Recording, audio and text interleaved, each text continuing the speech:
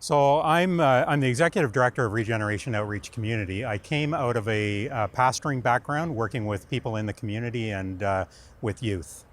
And you have taken that and created this a wonderful organization. What can you tell us about Regen? Well, I stepped in 2011 to an organization that was existing and doing mostly a breakfast program. And we've taken that and expanded that beyond just breakfast 5 days a week. And we're helping those who are homeless, those at risk of homelessness, and those living in extreme poverty. What makes Regen a little bit different? Well, I think partly it's the Christian aspect of the organization, but also we're trying to instill hope and give people something to live for.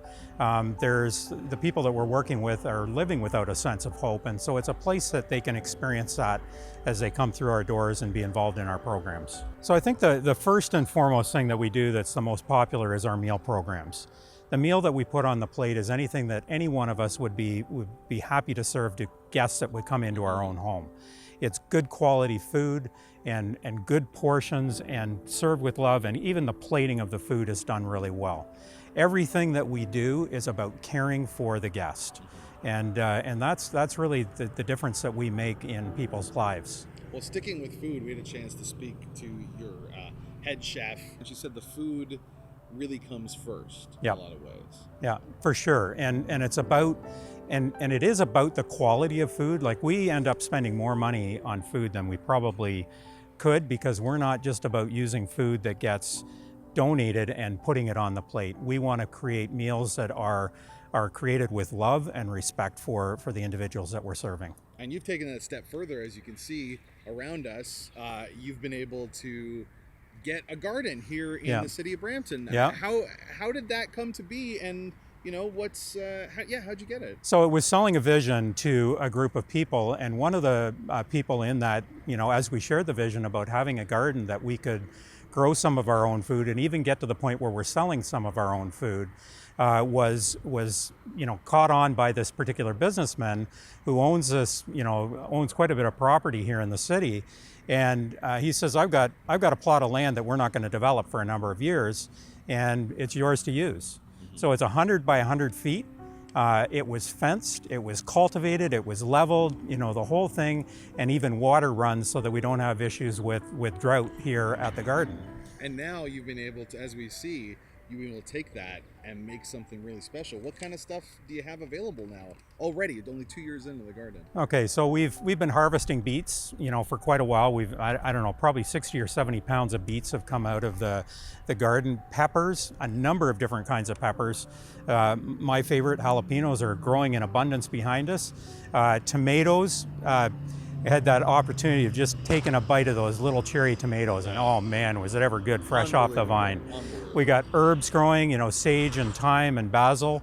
We got pumpkins that are going to be ready at Halloween time to sell, and that kind of thing. So, and it's great too, because this isn't just your volunteers that work here as well. It's a lot of your guests, correct? Yeah. So we have our guests coming and helping us on Mondays and Wednesdays. We do a lot of cultivating, watering, that kind of thing. And then on Thursdays, we actually do a harvesting. And so we use those products in two places. One is, first priority is our kitchen. So there's fresh produce out of our garden being served in our kitchen, out of our kitchen. We also have a booth up at the Caledon Market, and we have space with one vendor down at the Brampton Market every Saturday. And so that's kind of thrilling as well to see that being turned in, and will help us to replenish the garden next year. And that's just one of just the many programs that Regeneration offers that makes it seem like these guests are really getting a connection to the community a little more. What are some other programs that you think really help cultivate that connection? So the list is very, very long, and so we'll kind of look at a few of them. The art program is seeing great growth, and what it does is it helps people with their creativity. We supply the canvases and the paint. We actually have an art teacher that helps us with that program, and what it is just helping build confidence in people, but also letting them express their creativity.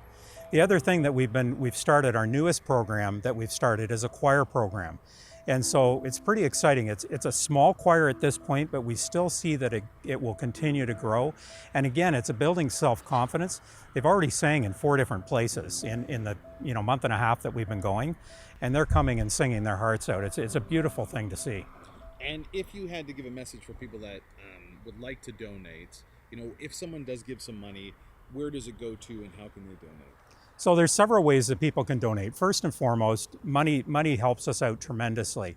It helps to pay for food costs, for some of our staffing costs. We have a social worker and a social services worker on staff, and that helps us to help the people. We've got a chef on staff that's putting the food on the plate.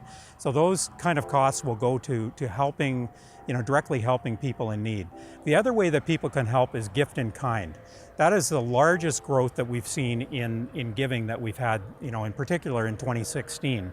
We have more food coming in than we're able to use. So we're not only able to keep our kitchen stocked with great food from different vendors, but we've been able to help other organizations that are helping people to help their people right across the GTA. And that's pretty exciting for me as well.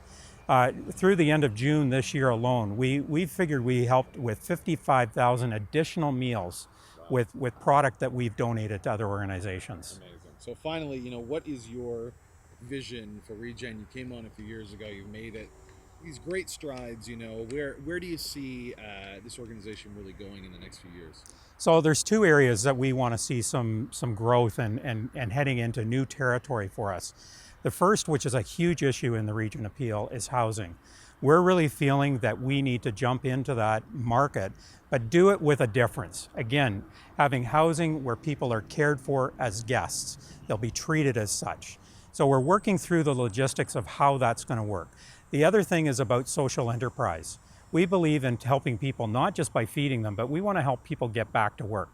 I think the garden, although it doesn't really have a social enterprise, it's kind of that step into that market where we believe that one day we're going to have a catering company where we're able to cater and using our guests, putting them back to work, maybe after years of unemployment or whatever, to be able to help them and to be able to serve other people.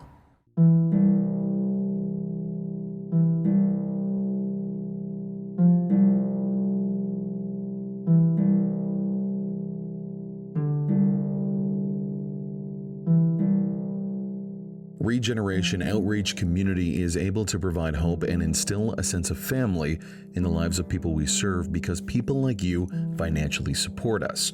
To have immediate impact with your gift, visit our website, regenbrampton.com.